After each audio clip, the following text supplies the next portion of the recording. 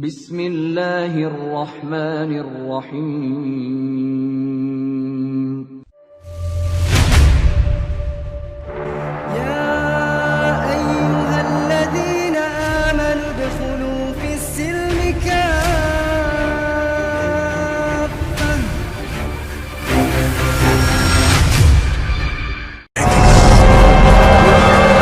أما محمد بسبيل مؤجل والجحيم هنا.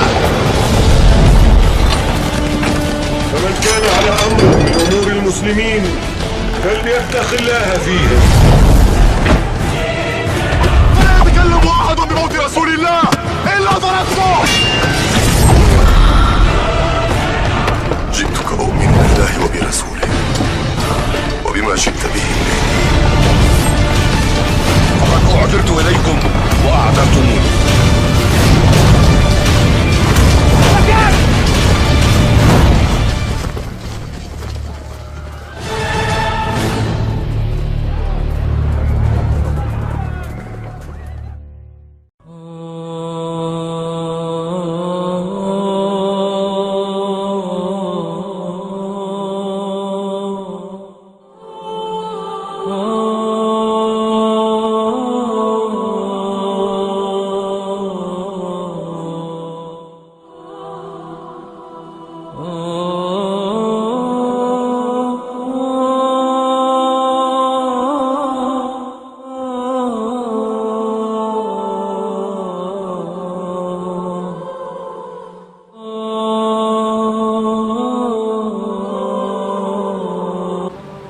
Tentang sejarah Palestina dan juga sejarah Yahudi yang masuk ke Palestina.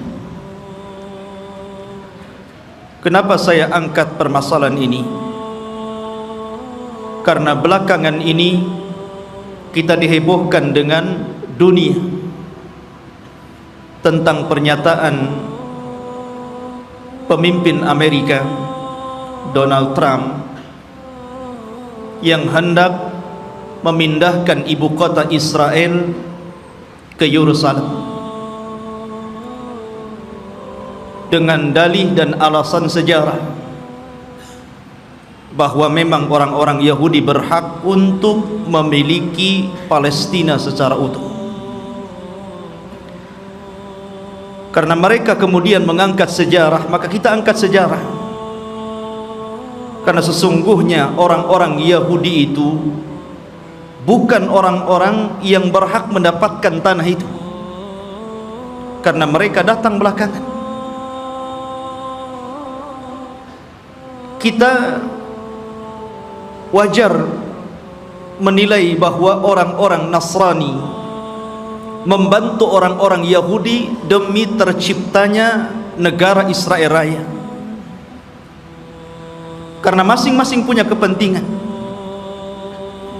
Orang-orang Yahudi berkepentingan bahwa di Israel ini, maksudnya di Palestina, tepatnya di Masjidil Aqsa, mereka meyakini bahwa disitulah Haikal Sulaiman. Dan Haikal itu maksudnya tempat yang dulu pernah dibangun oleh Nabi Sulaiman. Mungkin semacam masjid bagi orang Islam seperti itu, dan tidak besar, hanya beberapa meter kali beberapa meter saja. Dan orang-orang ini berusaha untuk menggali situs-situs itu dan ingin mendirikan kembali Haikal Sulaiman dan merobohkan Masjidil Aqsa, karena mereka punya keyakinan kalau Haikal ini terbangun, maka inilah puncak kejayaan orang-orang Yahudi dan akan menguasai dunia menurut keyakinan mereka. Lalu apa ikut campur tangan orang-orang Nasrani? Kenapa orang-orang Nasrani membantu orang Yahudi? Bukankah ini kepentingan Yahudi? Karena Nasrani juga memiliki kepentingan yang sama. Sama-sama cita-cita, bermimpi ingin menguasai dunia dengan terbangunnya Haikal Sulaiman ini. Karena menurut keyakinan orang-orang Nasrani, apabila Haikal Sulaiman ini sudah terbangun, maka Isa bin Maryam akan turun dan akan menguasai dunia dan akan memimpin orang-orang Nasrani. Jadi orang Nasrani ini memanfaatkan orang Yahudi, dan orang Yahudi juga memanfaatkan orang-orang Nasrani. Keyakinan kaum muslimin juga sama, karena Nabi SAW pernah mengatakan, imaratul baitil maqdis kharabu Yathrib. Kelak bahwa Baitul Maqdis akan menjadi pusat kekuatan kaum muslimin ketika Allah bangkitkan Al-Mahdi Al-Muntadhar Muhammad bin Abdullah, dan akan menguasai dunia. Jadi rupanya tiga agama ini punya kepentingan masing-masing. Yahudi punya kepentingan, Nasrani punya kepentingan, dan tentunya kita kaum muslimin juga punya kepentingan. Sama-sama bermimpi akan menguasai dunia. Tapi bagi umat Islam ini bukan mimpi, tapi ini sebuah kenyataan. Nabi SAW yang bersabda bahwa kelak kekuatan kaum muslimin akan menyatu di Syam, tepatnya di Palestina. Ma'asyiral muslimin rahimani wa rahimakumullah. Maka kita akan angkat sejarah Palestina dan juga sejarah orang-orang Yahudi ini. Sebelum saya angkat sejarah ini, saya ingin menjelaskan tentang fadail Palestina dulu, keutamaan negeri Palestina ini. Negeri Palestina, ikhwan, di situ ada satu kiblat yang dijadikan kiblat pertama dalam Islam. Karena ketika Nabi SAW salat, di awal salat sebelum Allah Subhanahu wa ta'ala memalingkan kiblat, maka kiblatnya Rasul dan para sahabat menuju Baitul Maqdis. Barulah setelah kemudian Nabi SAW berdoa kepada Allah agar kiblat itu dialihkan ke Masjidil Haram. Turunlah ayat, qad nara taqalluba wajhika fis sama falanuwalliyannaka kiblatan tardaha fawalli wajhaka syatral Masjidil Haram. Baru setelah turun ayat ini, maka Nabi SAW kemudian menyuruh seluruh kaum muslimin sejak hari itu, bahkan sampai hari ini, bahkan sampai kiamat dibangkitkan, bahwa kiblat kita telah dirubah dari kiblatnya orang-orang Yahud menjadi kiblat kaum muslimin ke Baitullah Al-Haram.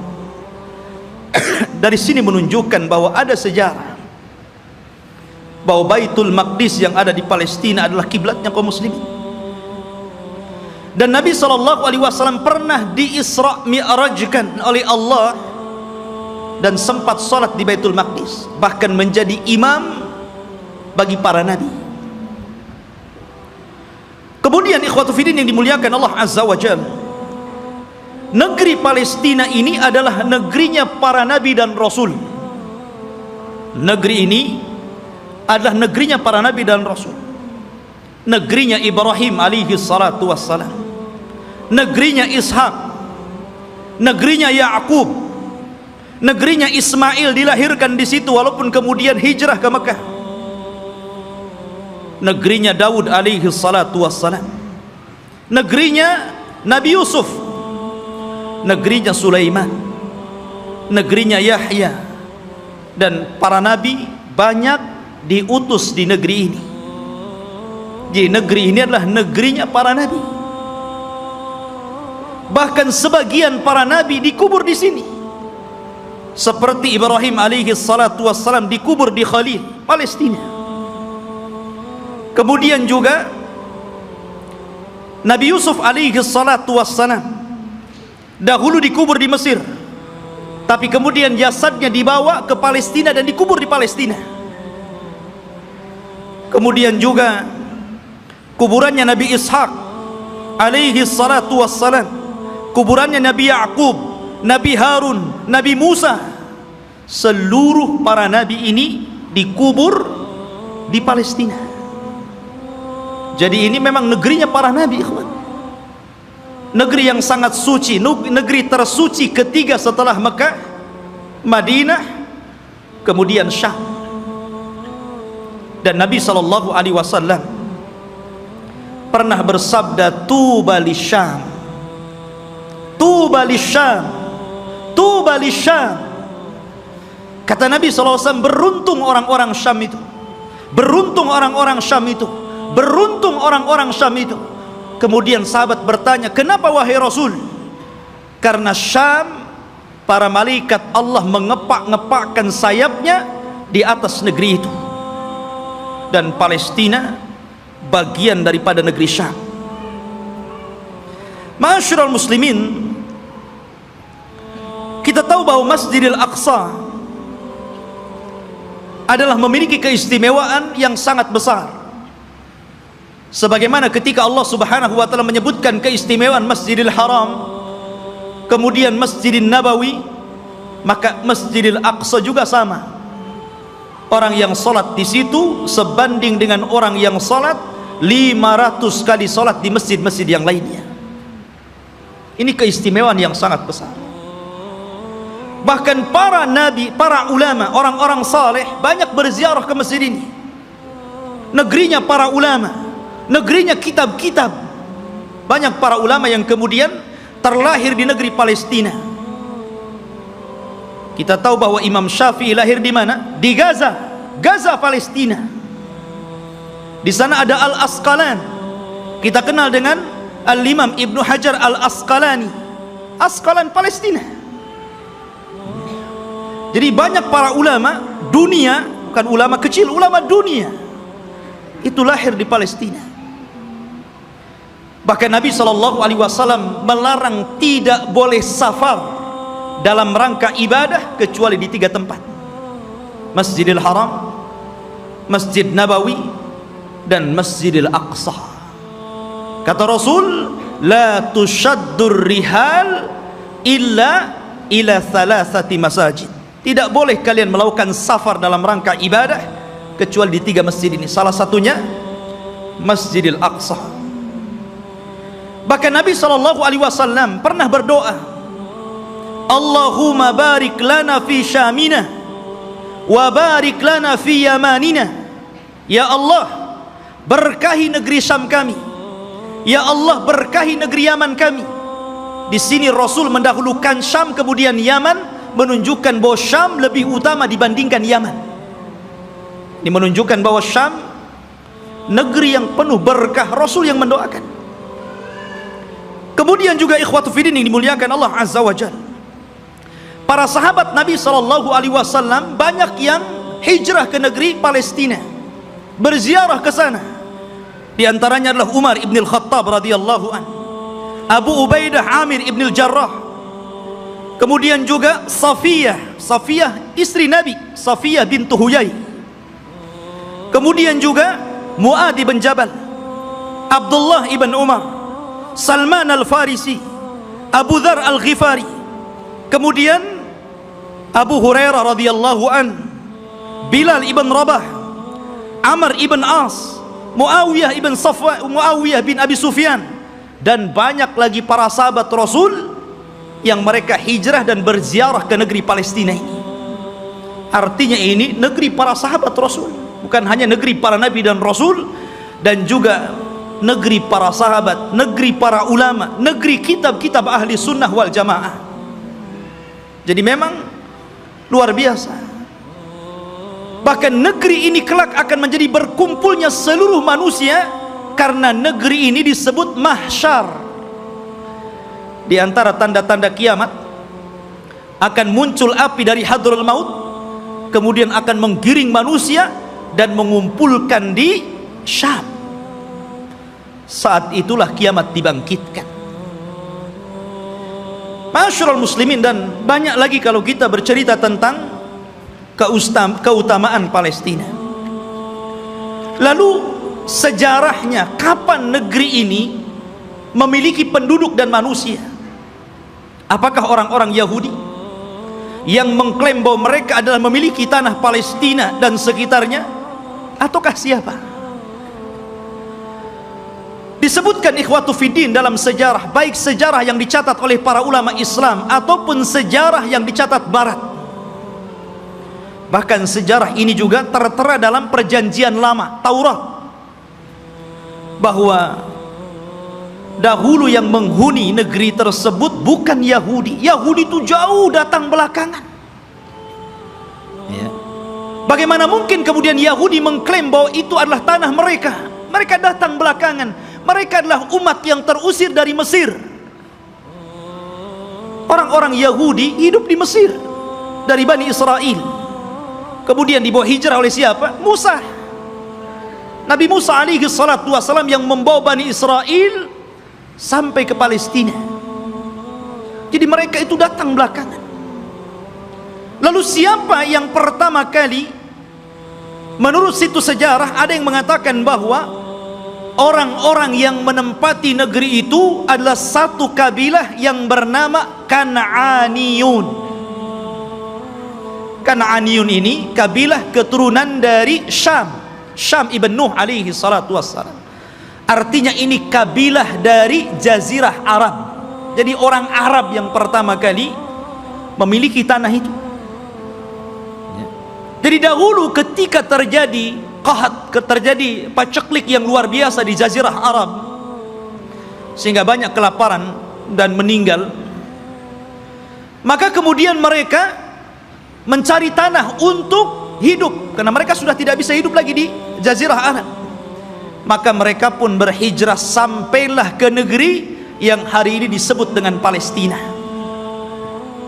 Jadi mereka adalah kabilah Kan'aniyun. Kabilah Kan'aniyun, kabilah dari Arab.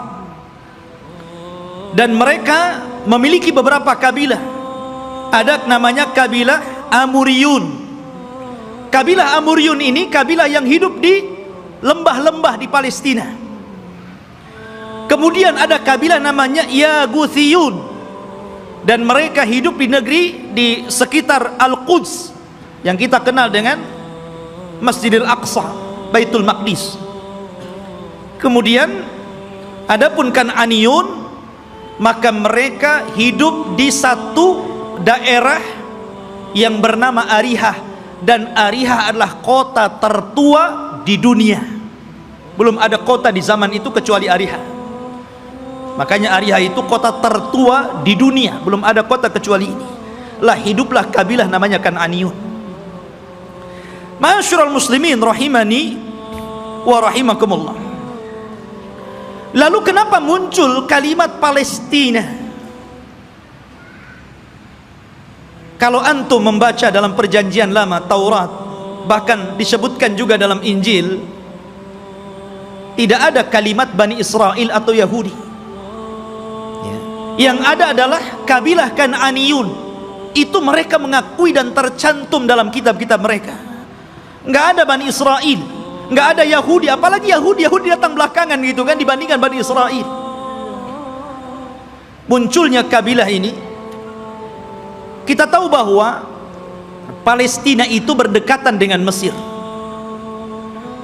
karena dipisah dengan Sohra, hanya dipisah dengan padang pasir yang luas. Jadi antara Mesir dan Palestina itu berdekatan. Ya, di situ ada jalur Gaza namanya. Itu pemisah antara Palestina dan Mesir gitu kan. Lah, ada satu kelompok yang kemudian ketika itu menyerbu Mesir. Yang kemudian akhirnya terjadilah kesepakatan, karena waktu itu antara Palestina dan Mesir menyatu, bukan beda negara kayak sekarang, tidak, menjadi satu. Sehingga kemudian ketika kelompok yang menyerang Mesir ini kemudian berdamai, maka mereka pun meminta daerah yang disebut dengan Al-Falas, yang kemudian belakangan disebut Palestina, dan sekarang kita kenal dengan Palestina. Dari situlah ikhwatu fiddin bahwa kabilah yang menyerbu ini akhirnya menetap di sebuah tempat namanya Falas. Lah sebelumnya sudah ada orang-orang Arab yang tinggal di situ. Ya. Sehingga kemudian akhirnya karena berlalunya zaman, berlalunya masa, berkembangnya mereka, akhirnya saling menikah sesama mereka, antara Yaghuthiyun, Amuriyun, kemudian juga Kan'aniyun. Akhirnya tidak ada daerah yang lebih dikenal daripada Falas, yang kemudian belakangan disebut Palestina. Itulah sejarah penamaan Palestina.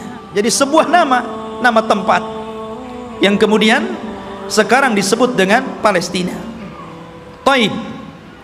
Lalu kenapa kemudian muncul Bani Israel dan belakangan muncul nama Yahudi di sini? Kapan mereka masuk? Kita tahu bahwa ikhwatu fiddin yang dimuliakan Allah Azza wa Jal, kalau kita cerita tentang Yahudi, berarti kita cerita tentang kisah Nabi Ya'qub. Nabi Ya'qub alaihi salatu wassalam dan anak keturunannya. Sedikit saya akan sebutkan tentang kisah Nabi Ya'qub dulu, biar antum lebih paham dari mana munculnya orang-orang Yahudi Bani Israel ini. Nabi Ibrahim alaihi salatu wassalam, ikhwan, itu memiliki 2 istri dan 1 budak. Ibrahim itu memiliki 2 istri dan 1 budak. Walaupun yang kita kenal hanya memiliki 1 namanya Sarah dan memiliki budak namanya Hajar. Dia memiliki istri lain dan punya anak ya. Tetapi yang masyhur adalah dari Siti Sarah. Lahirlah seorang yang kemudian menjadi nabi penerus Ibrahim, namanya Ishak. Nabi Ishak. Dari Ishak inilah kemudian lahir namanya Ya'qub.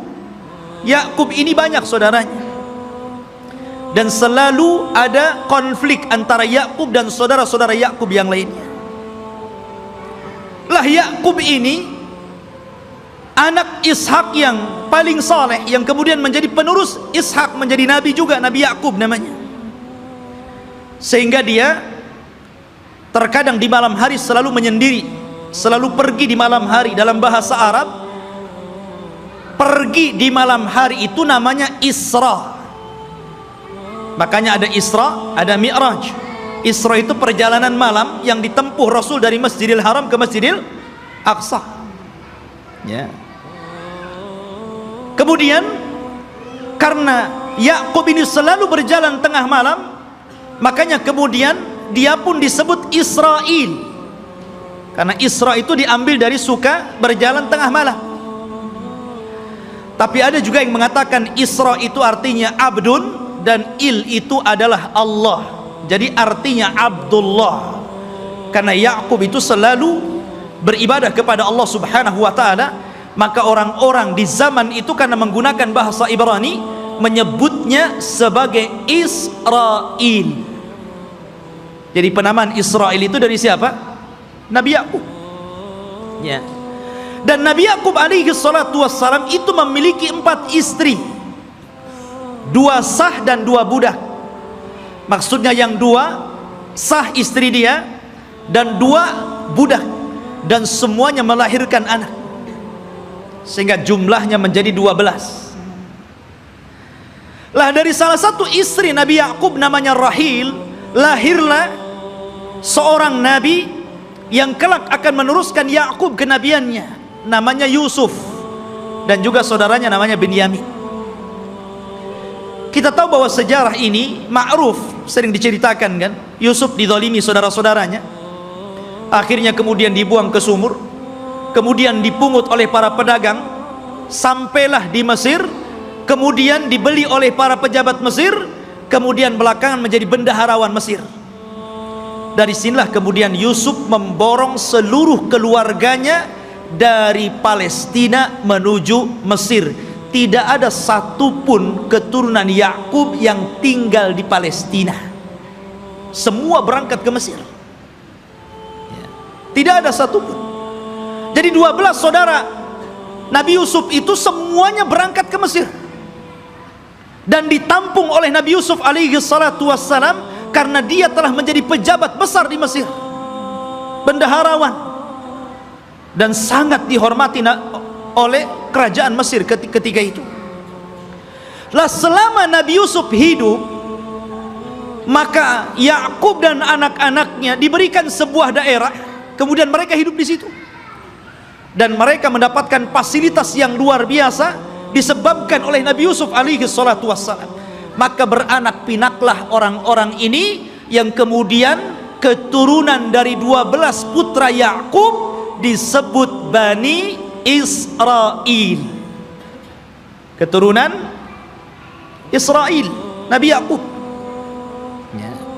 Selama mereka berada di Mesir dan Nabi Yusuf masih hidup, mereka dihargai. Mereka hidup senang, hidup mewah. Mereka berkembang biak luar biasa. Tapi setelah Nabi Yusuf alaihi salatu wassalam meninggal dunia, mulailah kemudian Mesir menekan mereka. Mulailah suku Kipti, suku terbesar ketika itu yang menguasai Mesir, rajanya namanya Fir'aun, mulailah menjajah Bani Israel ini. Belakangan kemudian Bani Israel menjadi budaknya Fir'aun. Budaknya Fir'aun, tertindas mereka. Karena tertindas inilah, maka kemudian Allah subhanahu wa ta'ala utus kepada mereka secara singkat siapa? Nabi Musa. Nabi Musa diutus kepada mereka menjadi Rasul Bani Israel dan untuk mendakwahi Fir'aun. Dan subhanallah ikhwan, kita tahu bahwa di zaman Bani Israel diutusnya Nabi Musa alaihi salatu wassalam kepada mereka, Bani Israel ini menyaksikan 9 mukjizat besar di hadapan mereka dengan mata mereka sendiri. Ketika mukjizat itu turun kepada bangsa Fir'aun, orang-orang Bani Israel juga melihat. Dan 9 mukjizat itu disebutkan di dalam Al-Quranul Karim. Yang pertama, mukjizat yang kita dikenal dengan hajar, batu. Batu yang mengeluarkan 12 mata air. Dan Allah subhanahu wa ta'ala mengatakan, wa idistasqa Musa liqaumihi faqul nadrib bi'asakal hajar fanfajarat minhu ithnata asyrata ainan. Dan ketika Bani Israel meminta hujan kepada Nabi Musa karena mereka sudah kehausan, tidak ada air, maka Allah subhanahu wa ta'ala firmankan, pukullah wahai Musa batu itu. Maka dipukullah oleh Musa batu tersebut, tiba-tiba memancar 12 mata air. Mukjizat. Dari sini mereka menyaksikan mukjizat ini. Tapi Bani Israel ini ikhwan adalah orang yang sangat keras kepala. Nanti kita akan sebutkan bagaimana keras kepalanya orang ini, ya. Kemudian yang kedua, mereka menyaksikan bagaimana terbelahnya lautan. Betul-betul menyaksikan itu, dan mereka melewati lautan. Ketika Fir'aun mengejar-ngejar Nabi Musa dan Bani Israel yang lari dari Mesir ke Palestina, kemudian mereka dihadang oleh lautan besar, maka Allah subhanahu wa ta'ala mengatakan, fa'auhayna ila Musa anidrib bi'asakal bahra. Dan kami wahyukan kepada Musa agar memukul dengan tongkatnya lautan. Fanfalaka fakana kullu firqin kataudil adhim. Maka kemudian tiba-tiba lautan terbelah menjadi 12 jalan. Kenapa 12 terus? Karena memang Nabi Musa alaihi salatu wassalam membawahi 12 kabilah Bani Israel. Jadi mereka dikasih satu-satu mata air, satu kabilah satu. Ketika memukulkan lautan juga dibuat 12 jalan. Jadi masing-masing kabilah berjalan sendiri-sendiri. Mereka menyaksikan itu, ya. Kemudian juga menyaksikan tongkat. Ketika Nabi Musa alaihi salatu wassalam berduel dengan tukang-tukang sihir Fir'aun, maka Allah subhanahu wa ta'ala katakan, fa'alqa asahu fa'idha hiya thu'ban mubin. Fa'alqi asah. Maka Musa pun kemudian melemparkan tongkatnya. Tiba-tiba tongkat itu menjadi ular yang sangat besar. Bani Israel menyaksikannya, menyaksikan bagaimana tongkat Musa berubah menjadi ular besar dan memakan ular-ular kecil tukang-tukang sihir Musa, tukang-tukang sihir Fir'aun. Kemudian juga kekurangan makanan dan hilangnya buah-buahan, sehingga Fir'aun dan juga kabilah-kabilah Fir'aun dari kalangan Kibti, mereka merasa kelaparan, susah cari buah-buahan. Allah Subhanahu wa taala berfirman, "Walaqad aqadna ala fir'auna bisinin wa naqsim minats tsamarati la'allahum yadhakkarun." Dan ingatlah ketika kami memberikan hukuman kepada keluarga Fir'aun dan juga para pengikutnya dengan kekeringan yang berkepanjangan dan kurangnya buah-buahan, agar mereka mau kembali ke jalan yang benar. Dan Bani Israel menyaksikan ketika orang-orang Fir'aun kelaparan, mereka justru kekenyangan. Ini mukjizat ya. Kemudian juga tufan, angin yang sangat besar yang kemudian banyak membunuh, menghancurkan tembok-tembok dan juga rumah-rumah. Allah katakan, fa arsalna alaihim tufan. Allah kirim kepada mereka tufan, angin yang sangat besar. Kemudian juga al-jarad, di mana-mana belalang. Belalang di mana-mana, ikhwan. Di rumah-rumah, di dapur-dapur, bahkan di tempat tidur, belalang di mana-mana. Kemudian juga kumal kutu dan juga dafadi', katak dan kodok, di mana-mana ada kodok.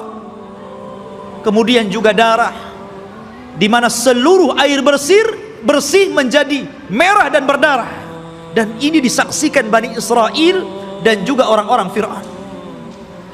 Kemudian juga bagaimana tangan Nabi Musa yang bercahaya, dan banyak lagi mukjizat yang diberikan kepada Musa. Tapi sekali lagi saya katakan, ikhwan, bagaimana degilnya Bani Israel.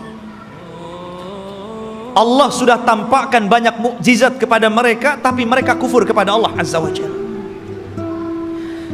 Kita perhatikan ketika Nabi Musa alaihi salatu wasallam berhasil menyeberangkan Bani Israel sehingga mereka mampu melewati lautan, dan Allah tenggelamkan Fir'aun di Laut Merah.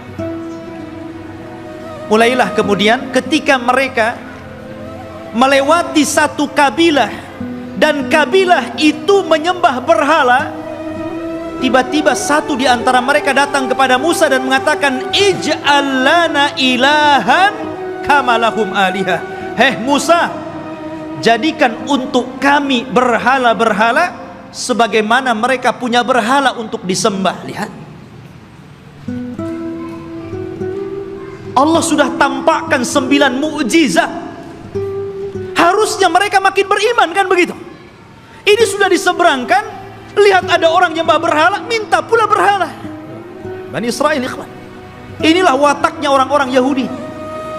Makanya Nabi SAW ketika perang Hunain kemudian melewati ada pohon yang di zaman jahiliyah selalu digantungkan pedang dengan keyakinan bahwa kalau mereka gantungkan pedang di situ, maka pedang itu akan ditransfer kekuatan, dan apabila dipakai, maka pedang itu akan mudah untuk membunuh musuh.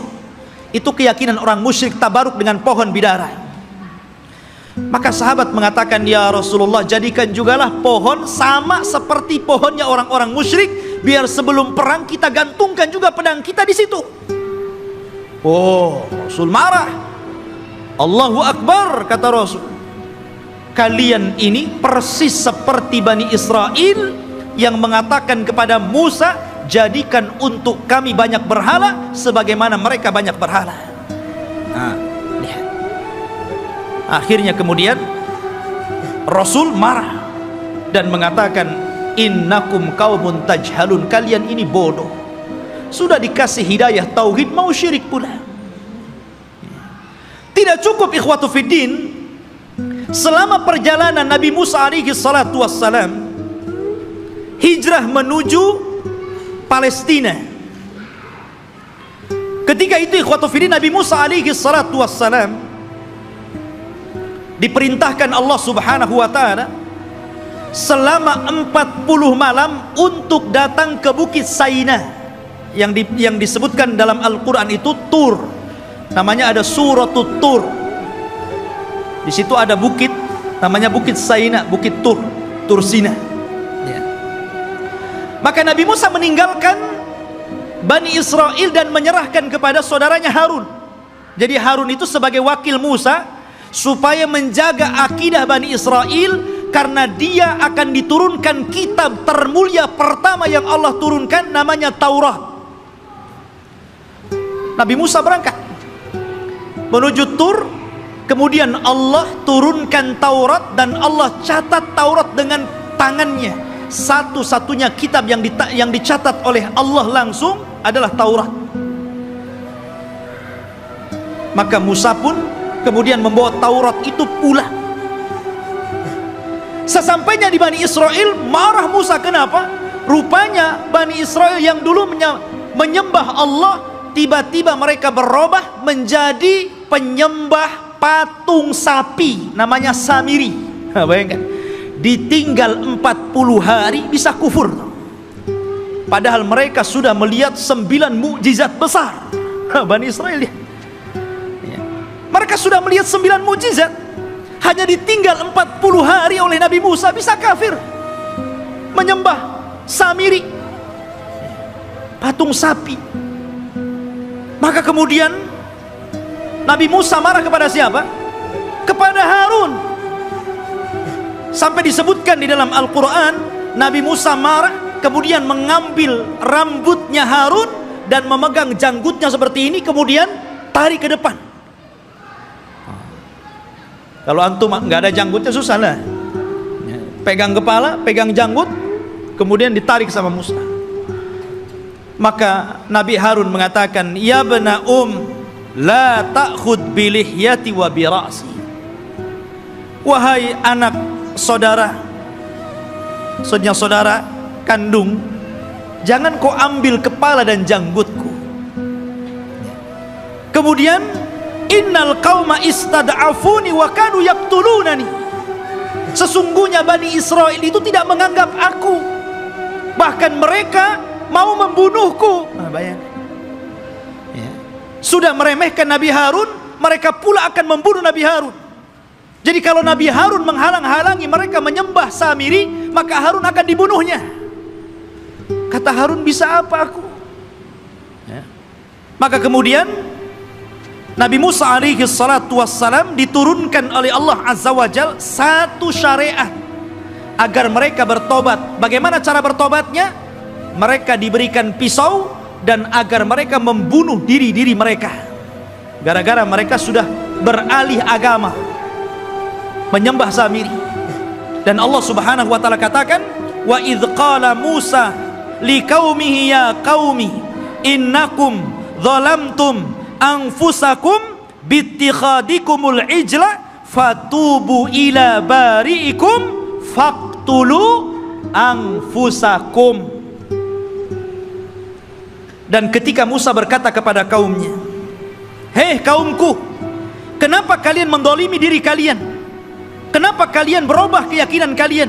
Kalian sembah Samiri, patung sapi itu. Maka bertobatlah kalian kepada Allah dengan cara bunuhlah diri-diri kalian. Lihat, tobatnya zaman dulu ngeri, Pak. Ya. Ini tobatnya zaman dulu. Kalau orang sekarang enak tobatnya kan. Orang muslim kemudian murtad, tinggal balik lagi syahadat. Orang dulu nggak kayak gitu ya. Kalau murtad ambil pisau bunuh. Untung antum jadi umatnya Rasul. Ini umatnya Nabi Musa berat. Tobatnya megang pisau dibunuh sendiri. Maka Nabi Musa mengatakan, taatilah hukum Allah ini, isma'u wa ati'u, dengarkan dan taati. Tiba-tiba mereka mengatakan, sami'na wa asaina. Ya, kami dengar, tapi kami bermaksiat. nggak mau. Makanya Nabi SAW pernah marah kepada para sahabatnya gara-gara ketika Allah Subhanahu wa taala turunkan ayat di akhir surah Al-Baqarah, ketika Allah Subhanahu wa taala berfirman tentang masalah amalan hati yang akan dihisab. Wa in tukhfu ma fi sudurihim wa in tubdu aw tukhfuhu yuhasibkum bihillah.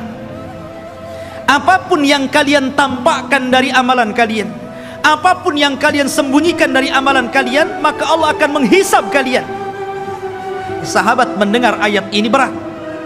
Kalau yang tampak bolehlah, kalau yang enggak tampak macam mana pula dihisab. Karena setiap orang itu tidak lepas daripada hati yang terkadang punya keinginan untuk berbuat jahat walaupun tidak sampai. Semua orang kan seperti itu.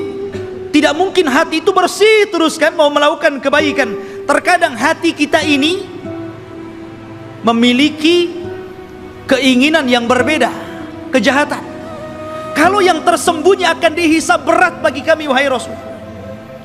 Maka Nabi SAW marah dan mengatakan atakuluna kama qalat ahlul kitabaini qalu sami'na qulu sami'na wa ata'na. Maka mereka mengatakan sami'na wa asaina.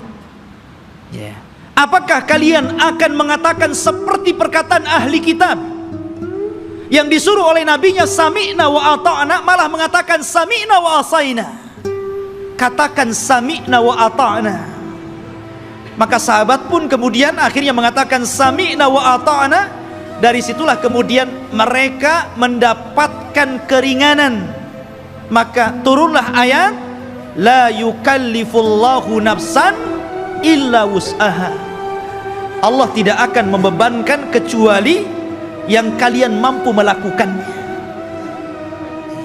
Turun keringanan setelah mengatakan sami'na wa ata'na ini. Lah orang-orang Bani Israel ini bukannya sami'na wa ata'na tapi sami'na wa asaina. Marah Nabi Musa karena mereka tidak mau bertobat dengan cara membunuh diri-diri mereka. Akhirnya Nabi Musa alaihi salatu wassalam berdoa kepada Allah agar bukit Tur itu diangkat, kemudian berada di atas kepala mereka. Mau tobat atau mau dibanting di bukit Tur ini. Bukit Tur diangkat dan mereka ada di bawahnya. Dan Allah katakan wa idna taqnal jabala fawqahum ka'annahu dhullatun wa dhannu annahu waqi'un bihim khudhu ma atainakum biquwwah wadhkuru ma fihi la'allakum tattaqun. Allah gambarkan ini. Dan ketika kami angkat gunung Tur itu, kemudian seolah-olah gunung itu akan menimpa mereka. Kemudian mereka diingatkan dengan nikmat Allah. Diingatkan bagaimana mereka dulu diperbudak oleh Fir'aun, kemudian diselamatkan oleh Musa, kemudian diberikan nikmat yang banyak. Kalian masih kufur? Barulah ketika bukit akan dibantingkan kepada mereka, barulah mereka mengambil pisau dan membunuh mereka. Oh, jadi mereka melaksanakan itu kalau di bawah ancaman. Itulah Bani Israel, Yahudi itu. Ma'asyiral muslimin rahimani wa rahimakumullah. Belum sampai di situ, ketika sebagian mereka melihat bagaimana saudara-saudara mereka harus membunuh diri-diri mereka karena mereka telah berpindah keyakinan menyembah Samiri. Rupanya yang melihat kejadian itu juga tidak mau bertobat, tetap juga kufur. Suatu ketika mereka meminta kepada Nabi Musa alaihi salatu wassalam untuk diturunkan maidatan minas sama, makanan tetapi langsung yang membuat Allah dan diturunkan dari langit. Bisa bayangkan coba, minta makanan tapi diturunkan dari langit. Apakah kemudian keinginan mereka ditolak? Tidak, keinginan mereka dikabulkan. Subhanallah. Akhirnya diturunkan makanan namanya manna wassalwa. Manna, diturunkan makanan itu jatuh dari langit, kemudian bergantungan di pohon-pohon. Maka mereka tinggal naik, tinggal diambil makanan itu.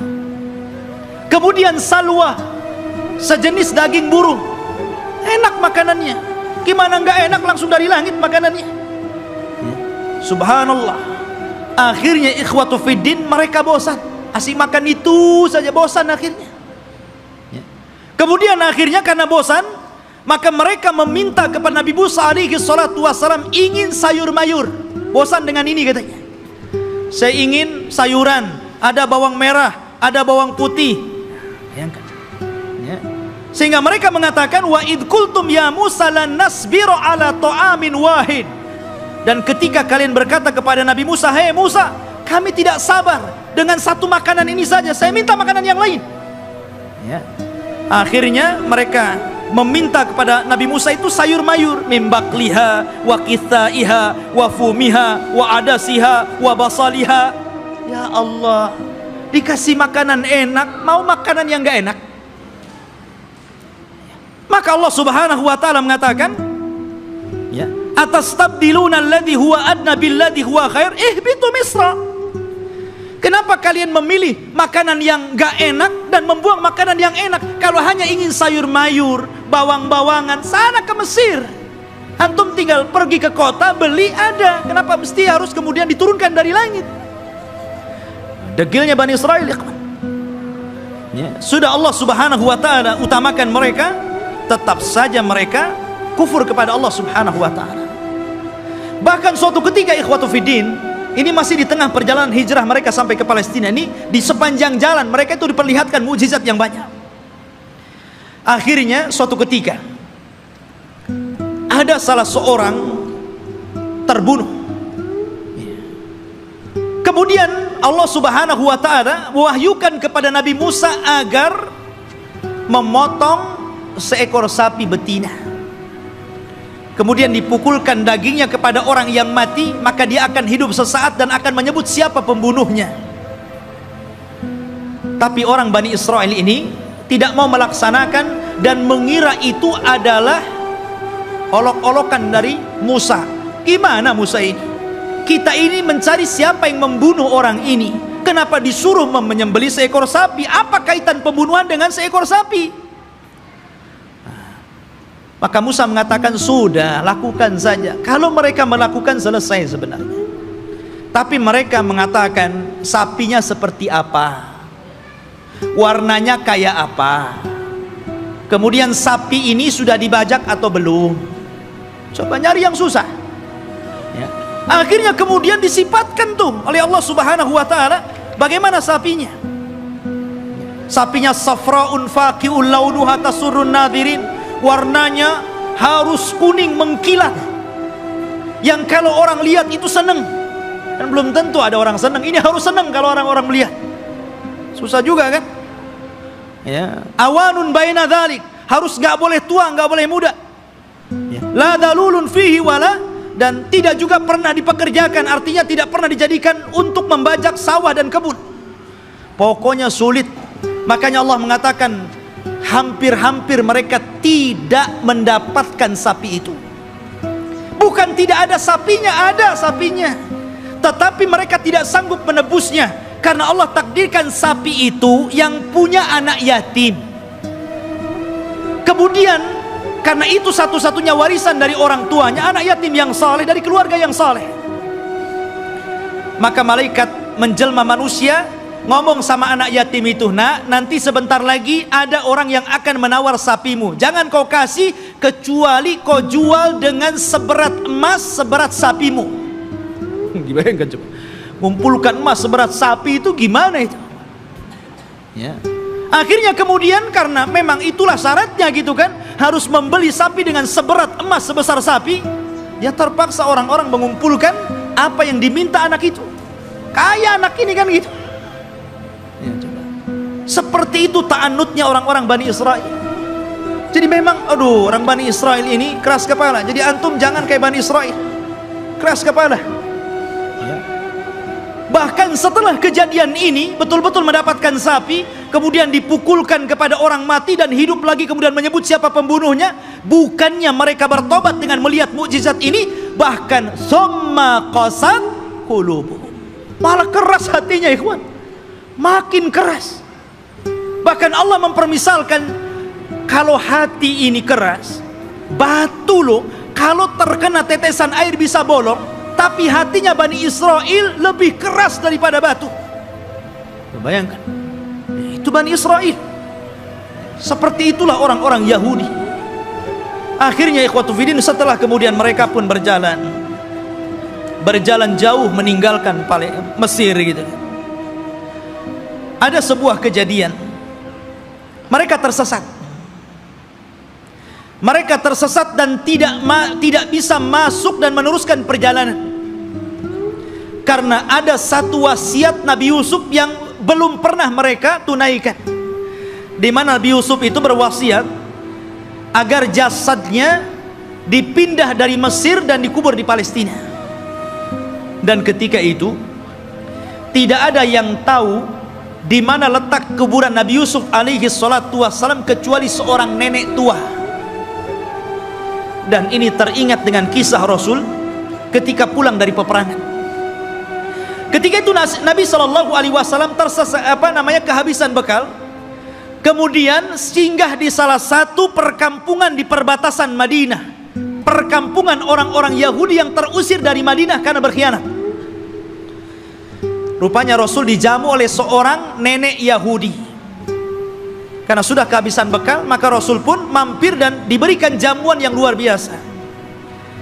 Nabi itu tidak pernah melupakan kebaikan orang, walaupun yang berbuat baik itu orang kafir. Karena balasan yang baik itu harus kebaikan, ikhwan. Orang kalau sudah berbuat baik kepada antum, telah memberikan jasa kepada antum, apakah berupa ilmu, berupa pendidikan, harusnya dibalas dengan kebaikan, bukan malah dizalimi orang tersebut. Lah, Nabi Shallallahu Alaihi Wasallam tidak seperti itu. Walaupun yang berbuat baik orang kafir, dia akan berusaha untuk berbuat baik kepada orang yang telah berbuat baik kepada dia. Jadi dia ngomong sama nenek itu, "Nek, kamu sudah berbuat baik kepada saya. Kira-kira apa yang akan kau minta?" Karena Rasul kan baru pulang dari peperangan, banyak membawa harta ghanimah, harta rampasan perangan itu. Kata nenek tersebut, "Karena engkau memintanya wahai Muhammad, aku ingin seorang pembantu. Berikan untukku pembantu agar aku bisa hidup tenang. Ada yang ngurus pembantuku." Maksudnya budak untuk membantu dirinya di rumahnya. Kata Rasul, "Baik, saya akan kasih. Apalagi, Nek?" Kata nenek tersebut, "Aku ingin seekor unta, agar kalau kemana-mana aku tidak jalan kaki. Aku kan punya kendaraan." Dan unta di zaman itu, ikhwan, kendaraan yang mewah. Makanya Rasul sallallahu alaihi wasallam kalau mempermisalkan sesuatu itu pasti dengan unta. Kata Rasul kepada Ali, "Wahai Ali, kalau lantaran lisanmu ada satu orang dapat hidayah, lebih baik daripada unta merah." Karena unta merah itu kendaraan yang termahal. Sebutkan kendaraan hari ini termahal berapa miliar harganya, triliun begitu kan. Itulah unta merah. Makanya Nabi Shallallahu Alaihi Wasallam ketika menikah dengan Khadijah, maharnya itu dengan unta, ya, bukan dengan sapi, bukan dengan kambing, tapi dengan unta. Dan tidak tanggung-tanggung, 20 ekor unta itu maharnya Rasul. Dan semuanya betina, dimana unta betina lebih mahal dibandingkan unta jantan. Anda bisa bayangkan satu unta itu, kalau antum membeli satu buah Avanza itu bisa, berarti maharnya Rasul itu 20 mobil Avanza. Coba. Tapi saya yakin ibu-ibu paling diberi seperangkat alat sholat, ya kan? Nggak apa-apa bu, lebih senang. Karena apa? Kalau ada masalah dengan suaminya, kemudian terpaksa harus menggugat cerai, kan mudah mengembalikan maharnya kan? Perangkat alat sholat saja, ambil perangkat alat sholat saja. Tapi kalau antum kasih 2 Avanza saja, bingung tuh istri antum mau gugat cerai itu kan. Ini dikembalikan di 2 Avanza, dari mana saya akan belikan gitu kan? Mikir dia. Ya. Nabi SAW nih memuliakan perempuan dengan unta. Maka nenek ini mengatakan, aku minta unta. Ya. Kata Rasul, mau apa lagi? Dia mengatakan, berikan kepadaku kalban yahrusu ghanami. Aku pengen anjing, supaya anjing ini bisa menjaga kambing-kambingku. Kemudian minta apa lagi? Disebutkan satu-satu, nggak berhenti-berhenti nenek ini. Ya Allah, coba bayangkan. Ana datang ke rumah antum, kemudian antum kasih makan, kasih minum, oke lah, kenyang, dijamu luar biasa gitu kan. Selepas itu antum ngomong, ya sebagai balasan tolong Ustadz kasih saya Avanza, ya, kasih saya pembantu, kasih saya mesin cuci, apa kan begitu. Masa seperti itu gitu balasannya? Mahal sekali. Maka Nabi mengingatkan kepada nenek itu, heh nenek, ya, apakah engkau lemah untuk menjadi seorang nenek di zaman Bani Israel? Sahabat heran, apa maksudnya? Rasul, apa maksudnya nenek di zaman Bani Israel itu? Kita masuk dalam cerita ini. Jadi ketika Nabi Musa mencari kuburan Nabi Yusuf, tidak ada yang tahu kecuali seorang nenek di zaman Bani Israel. Dia yang tahu di mana letak kuburannya. Maka Musa mengatakan, wahai nenek, tunjukkan kepadaku di mana kuburan Nabi Yusuf. Kami akan bawa jasadnya dan kami kubur di Palestina. Kata nenek tersebut, tunggu dulu, semua ada bayarannya. Nggak main tunjuk-tunjuk saja, ada bayarannya. Kata Nabi Musa, apa bayarannya? Sebutkan. Maka nenek ini mengatakan, ya Musa, inni uridul jannah wa inni uridu ma'aka fil jannah. Wahai Musa, aku ingin sorga dan aku ingin bersama kamu di sorga. Subhanallah. Dia tidak ingin dunia. Tapi tentu ini lebih parah dibandingkan nenek di zaman Rasul kan gitu. Di zaman Rasul dunia, pengen unta kasih unta, ini minta sorga lebih tinggi lagi. Masa hanya nunjukkan kuburan Nabi Yusuf minta sorga? Ya Musa diam sajalah. Dia tidak punya sorga, apa yang mau dibuat?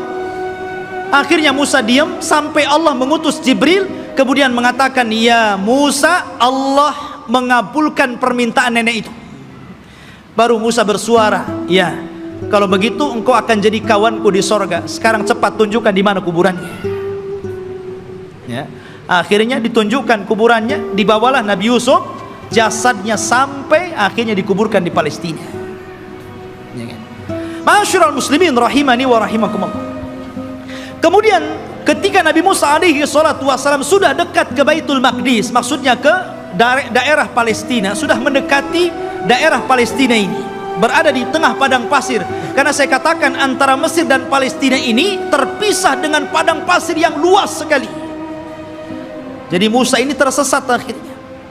Tapi kemudian Nabi Musa mendapatkan jalan setelah membawa jasadnya Nabi Yusuf dan hampir mendekati Palestina.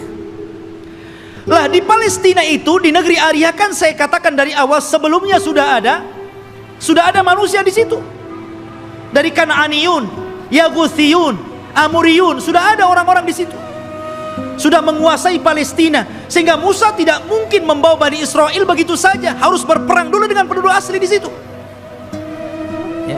Maka kemudian Nabi Musa alaihi salatu wassalam meminta kepada Bani Israel untuk siap-siap perang. Kita akan rebut Baitul Maqdis. Siap-siap kalian. Kita akan menyerbu mereka. Maka mereka mengatakan, setelah Nabi Musa menyebutkan, wa idh qala Musa liqaumihi ya qaumi dzkuru ni'matallah alaikum ij'ala fikum anbiya wa ja'alakum mulukan wa atakum ma lam yu'ta ahadan minal alamin. Ketika Musa berkata, hei kaumku, ingatlah nikmat Allah, bagaimana dahulu kalian menjadi budak di Mesir, kemudian diutus kepada kalian nabi, kemudian dijadikan kepada mereka raja yang memimpin kalian, disebutkan nikmat yang banyak. Kemudian Musa mengatakan, ya qaumi dkhulul ardal muqaddasata allati kataballahu lakum wala tartaddu ala adbarikum fatanqalibu khasirin. di hadapan kalian ada negeri yang disucikan. Masuklah kalian ke negeri itu, karena negeri itu telah ditulis oleh Allah Subhanahu wa taala untuk kalian. Jangan mundur sedikit pun. Kalau kalian mundur, kalian akan menjadi orang yang rugi. Kita akan perang. Tapi mereka mengatakan apa? Qalu ya Musa, inna fiha qauman jabbarin. Nabi Musa, kamu kan tahu negeri itu banyak jabbarin, banyak para pemimpin hebat, banyak para pemimpin bengis. Inna lanadkhulaha, kami tidak akan masuk hatta yakhruju minha, sampai orang-orang itu keluar. Fa in kharaju minha fa inna dakhilun, kalau mereka sudah keluar dari negeri itu, kami yang masuk. Lihat, kata Nabi Musa alaihi salatu wassalam, ada dua orang laki-laki yang diberikan nikmat oleh Allah azza wa jalla. Qala rajulan minal ladzina yakhafuna an amallahu alaihima, dari orang-orang yang takut kepada Allah, Allah berikan nikmat kecerdasan kepada dua orang itu, dan mengatakan udkhulu alaihimul bab fa idza dakhaltumuhu fa innakum ghalibun wa 'alallahi fatawakkalu in kuntum mu'minin. Sudah, kalian siap-siap saja, kita akan masuk ke negeri itu, kalian pasti menang, dan tambatkan hati kalian kepada Allah Subhanahu wa taala. Tapi mereka mengatakan, qalu ya Musa innalan nadkhulaha abadan. Nabi Musa, kami tidak akan masuk selama-lamanya. Madamu fiha, kalau orang-orang itu masih di situ. Idhab anta wa rabbuka faqatila innaha huna qaidin. Sudah, kamu saja berdua dengan Harun masuk, kalian berperang bersama Rob kalian, kami duduk-duduk saja di sini dulu. Coba bayangkan, ini Bani Israel, orang Yahudi, nyuruh Nabi Musa berdua berperang, mereka duduk-duduk nunggu menang baru masuk.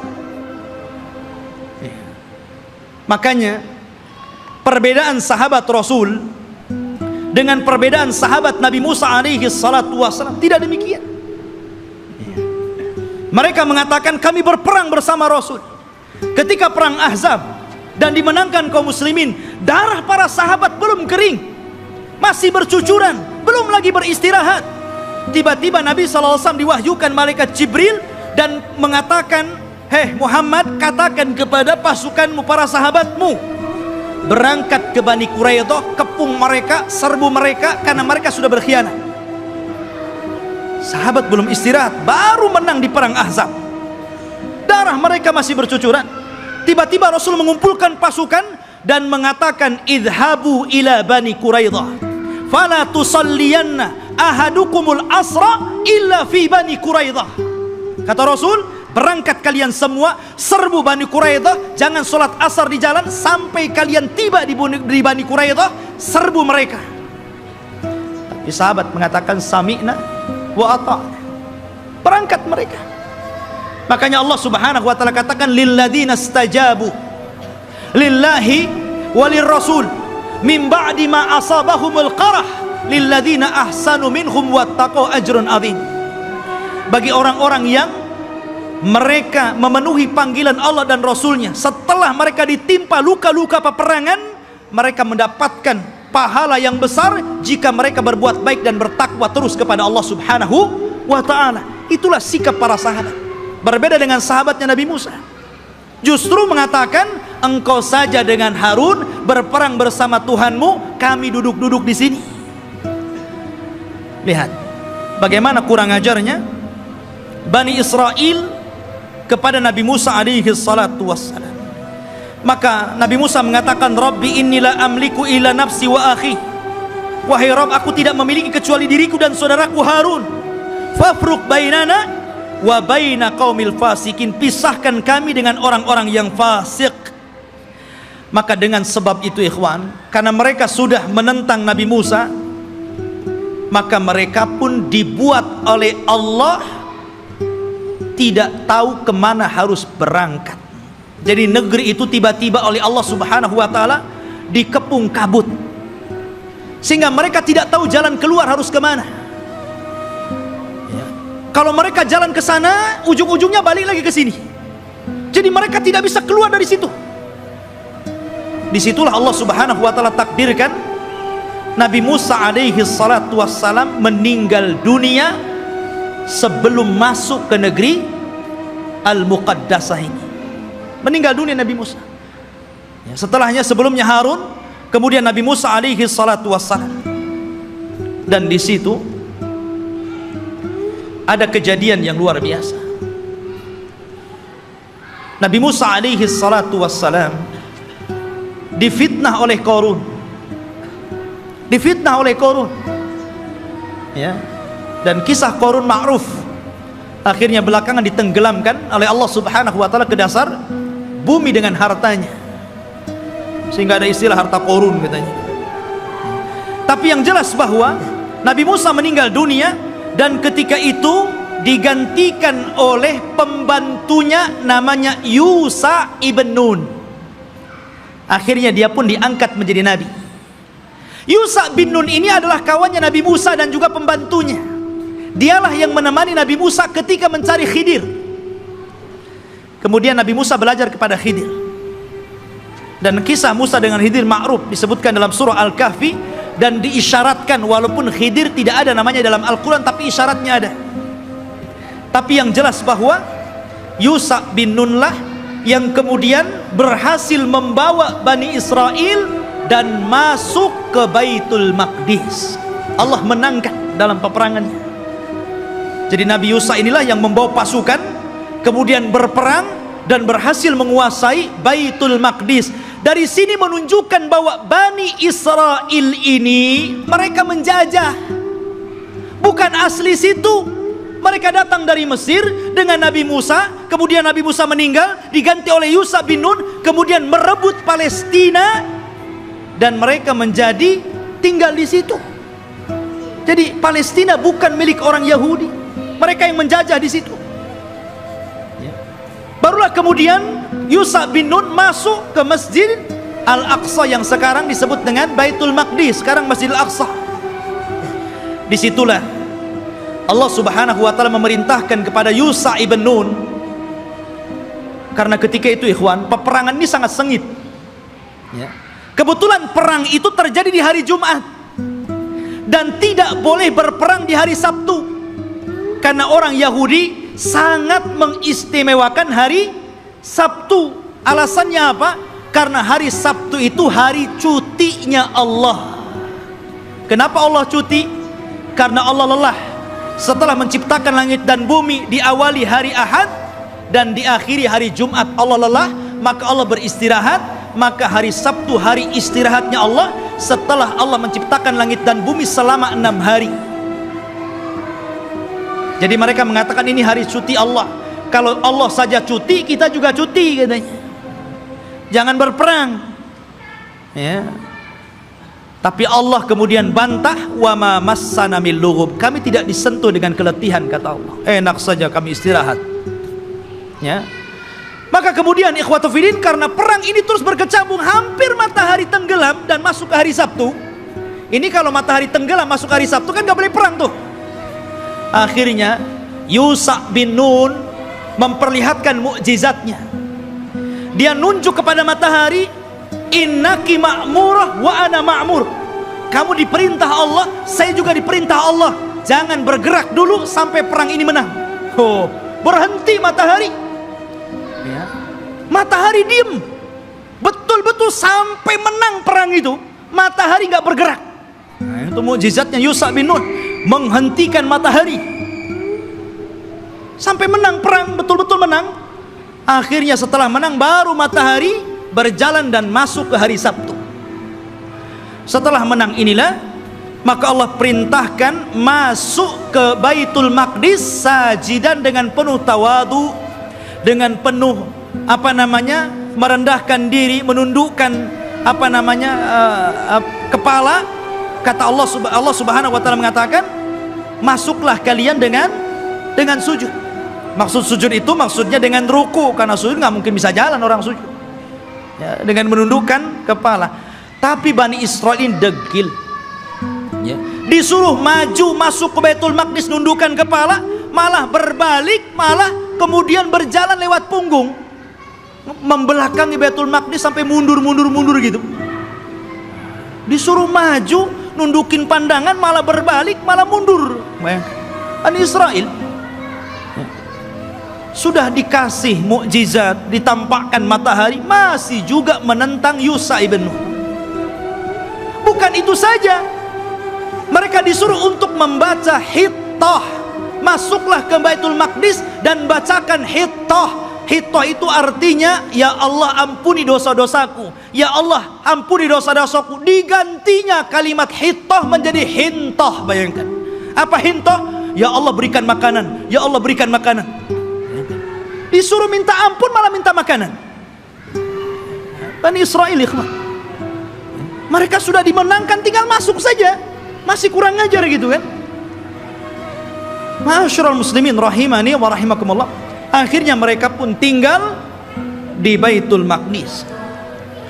Lah, ketika kemudian Yusha bin Nun berhasil menguasai Baitul Maqdis dan menempatkan orang-orang Yahudi atau Bani Israel di Baitul Maqdis dan menguasai Palestina, maka kemudian Yusha ibn Nun pun meninggal dunia. Ketika Yusha ibn Nun meninggal dunia, maka di sini ikhwatu fiddin yang dimuliakan Allah Azza wa Jalla, ketika itu Bani Israel memiliki beberapa hukum. Pertama, mereka dipimpin oleh para nabi. Jadi ketika Yusha bin Nun meninggal, ada nabi. Kemudian nabi ini meninggal, muncul lagi nabi. Nabi ini meninggal, muncul lagi nabi. Bahkan ada satu tempat itu nabinya 3, rasulnya 3. Diutus banyak para nabi, ribuan para nabi diutus. Ketika itu yang memimpin para nabi. Akhirnya Bani Israel bosan, asik nabi terus yang mimpin. Kami mau raja, nggak mau nabi. Nah, bayangkan, nolak nabi, mau raja. Ya, ketika itu nabi yang terakhir yang diutus kepada mereka sebelum mereka menjadikan sistem kerajaan adalah Nabi Samuel. Dan Nabi Samuel ini pernah didapati kuburannya di zaman Umar bin Khattab ketika menyerbu Persia. Ketika Umar ibn Khattab berhasil menguasai Persia dan merebut Baitul Maqdis di tangannya, ketika itu dia menjajah satu kota. Rupanya di kota itu ada kuburan Nabi Samuel dan diagungkan penduduknya. Maka Umar ingin mencegah kesyirikan. Tengah malam digalinya kuburan Samuel, kemudian dipindah ke tempat lain, dijadikan 9 kuburan palsu, yang 1 asli, yang 8 palsu. Orang nggak tahu mana Samuel 1. Jadi bingung tuh. Yang tadinya suka minta-minta ke kuburan, bingung. Ini ada 9 kuburan, yang mana 1 yang Samuel ini? Nah, coba kalau kuburan wali kayak gitu ya, bingung orang. Dikubur tuh. Dikubur tempat lain, malam-malam dibuat kuburan palsu banyak-banyak. Di zaman Umar bin Khattab. Makanya Umar itu orang yang paling keras dalam penyimpangan tauhid. Ketika ada orang yang kemudian mulai sholat di satu pohon yang dulu Rasul pernah berbaiat, namanya Baiatur Ridwan, karena sudah mulai digunakan sholat, meminta-minta, ditebang pohon itu sama Umar. Nggak boleh ada orang kesini lagi, walaupun Rasul pernah berbaiat di sini. Harusnya antum begitu. Kalau ada pohon beringin, orang minta-minta di situ, ambil singso, tebas tuh beringinnya. Tapi baca bismillah dulu ya. Nanti antum kesurupan pula di beringin. Khotufidin yang dimuliakan Allah Azza wa Jalla. Kemudian akhirnya kata Nabi Samuel, baik. Karena ketika itu ikhwatufidin yang dimuliakan Allah Azza wa Jalla, karena terjadi perang saudara, maka muncullah di luar dari Bani Israel ada satu kelompok besar namanya Jalut. Jalut ini orangnya besar-besar raksasa ya, dan punya pasukan besar. Dialah yang kemudian mengambil tabut. Tabut itu isinya apa? Isinya pusaka-pusaka Nabi Musa. Di situ ada Taurat, di situ ada tongkatnya Nabi Musa, di situ ada pakaiannya Nabi Harun dan Musa. Pokoknya peninggalan Musa dan Harun dijadikan satu tempat, kemudian di kotak disebut tabut namanya. Tabut itu dicuri oleh Jalut dan pasukannya. Maka Bani Israel tidak bisa apa-apa melawan Jalut. Akhirnya kemudian minta kepada Nabi Samuel untuk dikirim kepada mereka seorang raja yang akan memimpin jihad melawan Jalut. Maka Nabi Samuel kemudian atas perintah wahyu dari Allah, maka ditunjuklah Talut sebagai raja pertama Bani Israel. Talut ini orang miskin, tukang ngasih minum keledai penggembala, ya kan? Kata Bani Israel, masa si Talut jadi raja? Siapa si Talut itu kan gitu? Nggak punya nasab, orang miskin, nggak punya harta, nggak mau. Ya, kami mau raja itu yang wah, yang gagah, yang kaya, yang punya harta. Si Talut pula jadi raja, nggak mau. Ya kan? Akhirnya kemudian Allah Subhanahu wa taala tunjukkan kehebatan Talut ini. Diutusnya malaikat, kemudian malaikat ini mengambil tabut yang ada di Jalut, kemudian diserahkan kepada Talut, menunjukkan bahwa sekarang Talut sudah punya tabut. Kalian gak percaya juga dengan Talut? Dari situlah sebagian mereka mulai mau mengikuti Talut, dan sebagian yang lainnya mau menolaknya. Maka Talut mengatakan, kita akan berangkat jihad, persiapkan kalian, tapi Allah akan menguji kalian. Kalau nanti kalian melewati sungai, jangan banyak minum di situ. Kalau mau minum, bolehlah satu kepal, gurfatan wahid, ya satu dayung saja, nggak boleh banyak-banyak. Kalau banyak-banyak kalian akan kalah. Berangkatlah pasukan Talut menuju pasukan Jalut, ya kan? Rupanya betul di tengah mereka ada sungai, karena mereka sudah kelelahan, kehausan, ada sungai. Wah, nggak peduli dengan Talut, minum banyak-banyak orang itu. Dari berapa ribu gitu kan, hanya tinggal separohnya yang masih nurut dengan Talut. Akhirnya yang ini pulang, melihat pasukan Jalut gede-gede, nggak berani pulang.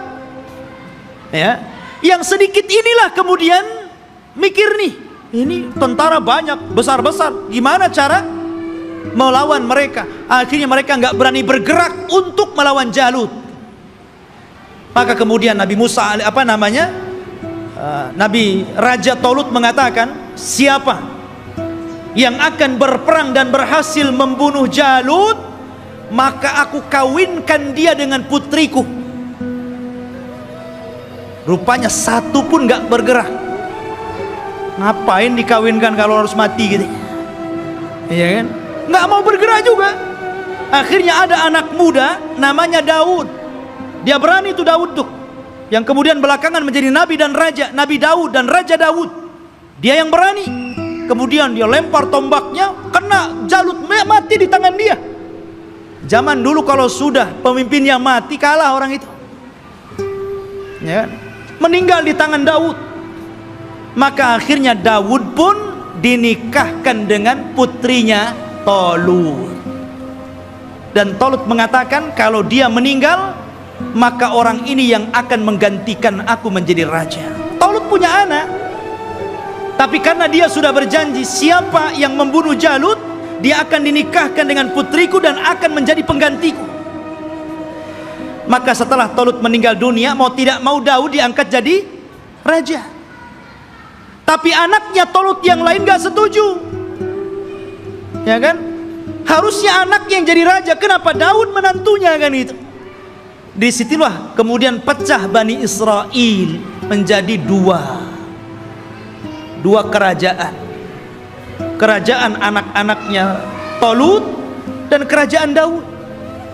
Dari sini ikhwatu fiddin mulai terjadi goncang, ya. Tapi Nabi Daud ini ikhwan adalah orang yang cerdas, karena Allah berikan mukjizat, tangannya itu bisa melembutkan besi, ya. Jadi kalau besi itu nggak perlu dilas, dipotong-potong aja sama dia kan begitu. Wa alanna lahul hadid. Dia bisa melembutkan besi, bukan sulap ikhwan. Itu mukjizat. Kalau enggak, gini aja dia, ya kan? Mukjizatnya Nabi Daud. Dia punya kekuatan. Akhirnya dia pun melawan anak-anaknya Talut yang lain dan mempersatukan kembali Bani Israel. Setelah dia meninggal, maka puncak kekuasaan Bani Israel ada di tangan putranya Daud, Nabi Sulaiman. Disitulah puncak kekuasaan Bani Israel, puncak kekuasaan Yahudi, ya. Dan hanya ada 4 raja yang pernah menguasai sebagian besar dunia, yang 2 mukmin dan 2 kafir. Yang pertama mukmin, namanya Dzulqarnain, sebutkan dalam surah Al-Kahfi. Yang kedua Sulaiman, ini keduanya mukmin. Dan keduanya kafir. Yang pertama Namrud di zaman Nabi Ibrahim. Kemudian Bukhtun Nasr, nanti ada kisahnya akan nyusul. Ya. Jadi Sulaiman ini Allah Subhanahu wa taala berikan kekuasaan yang tidak diberikan kepada orang sebelum dan setelahnya. Dia bisa menundukkan awan, dia bisa menundukkan jin, dia bisa menundukkan burung-burung, dia bisa menundukkan tumbuh-tumbuhan. Masya Allah, ini raja alam nyata dan gaib ini, Nabi Sulaiman ini, ya. Jadi jin tunduk sama dia. Bahkan yang membangun bangunan-bangunan itu jin. Jin itu yang bekerja kepada Sulaiman, membuat istana-istana. Makanya ketika Sulaiman meninggal dunia, jin itu kan tidak tahu yang gaib. Disangkanya Sulaiman masih hidup dan tidur di singgasana, asik bekerja saja mereka kan. Baru setelah Sulaiman roboh dari singgasananya, kata jin, oh kalau tahu Sulaiman sudah mati dari dulu, ngapain saya kerja, katanya. Nah, dari sini menunjukkan jin itu tidak tahu yang gaib. Kalau jin tidak tahu yang gaib, berarti dukun lebih tidak tahu yang gaib. Karena dukun itu gurunya jin. Mereka itu para pendusta, nggak usah dibenarkan. Benarnya 1, dustanya itu 1000. Ya. Ma'asyiral muslimin rahimani wa rahimakumullah. Maka Sulaiman inilah puncak kekuasaan, dan di zaman Sulaiman ini beliau membangun 1 tempat ibadah menggantikan tabut, namanya Haikal Sulaiman, yang sekarang menjadi mimpi orang Yahudi. Haikal Sulaiman, mimpinya orang Yahudi itu sampai hari ini. Sulaiman membuat haikal. Dialah yang pertama kali meninggikan Masjidil Aqsa. Jadi kalau Ibrahim meninggikan Masjidil Haram, kalau Masjidil Aqsa ditinggikan oleh Sulaiman. Dan ketika dia mendirikan Masjidil Aqsa, maka dia meminta kepada Allah 3. 1, agar Allah memberikan hukum yang sesuai dengan hukum Allah. Yang kedua, agar diberikan kekuasaan yang tidak pernah diberikan kepada siapapun setelahnya. Yang ketiga, agar siapapun orang yang masuk ke masjid ini dan tidak ada niat kecuali sholat, keluar, maka dia sudah hilang dosanya seperti anak yang baru dilahirkan dari perut ibunya. Kata Rasul, aku berkehendak bahwa yang ketiga itu aku, kata Rasul. Karena yang kedua sudah dikabulkan. Dan Rasul pernah sholat di Baitul Maqdis. Kata Rasul, aku berharap aku yang ketiganya. Ma'asyiral muslimin, jamaah sekalian yang dirahmati Allah Azza wa Jalla, maka Sulaiman pun membentuk tempat ibadah yang disebut dengan Haikal Sulaiman, Masjidil Aqsa yang lama. Di zaman Sulaiman itu disebut Haikal namanya. Baru kemudian roboh, kemudian dibesarkan, akhirnya menjadi besar. Lah Yahudi ini ingin mencari itu. Dulu ketika Sulaiman mendirikan Masjidil Aqsa yang disebut dengan Haikal itu, dari mana ke mana, berapa meter, lebarnya berapa meter, kemudian panjangnya berapa meter. Kalau sudah ketemu situs ini, maka mereka akan membangun Masjidil Aqsa mau dirobohkan, sehingga Haikal lah yang naik. Itu tujuan Yahudi sampai hari ini. Makanya mereka membolongi itu Masjidil Aqsa, itu bolong bawahnya, makanya tidak bisa menampung banyak-banyak. Kalau banyak nanti roboh itu. Karena di situ ikhwatu fiddin, di bawah tanahnya itu, di bawah tembok ratapan itu, mereka mencari-cari di mana tempat haikalnya Sulaiman. Jadi para ilmuwan Israel terus mencari dan akan membangunnya. Dan mereka ingin mendirikan Israel Raya persis di atas Haikal Sulaiman.